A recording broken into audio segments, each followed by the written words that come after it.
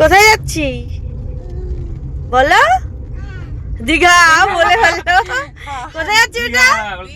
দীঘা।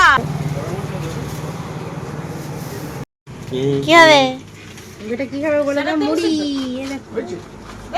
সকালবেলা এরকম একটা ব্রেকফাস্ট জাস্ট জমে গেছে।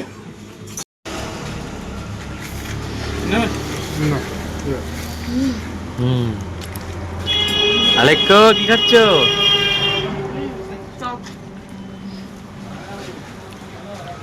কে দাও কেমন?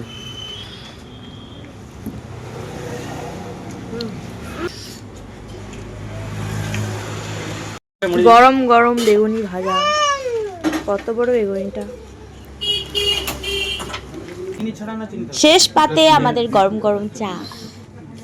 ভিডিওটা দেখে তোমরা বুঝতেই পেরে গেছো যে আমরা দীঘাতে যাচ্ছি, আর দীঘার এখন প্রধান আকর্ষণ কি বলতো? জগন্নাথ ধাম।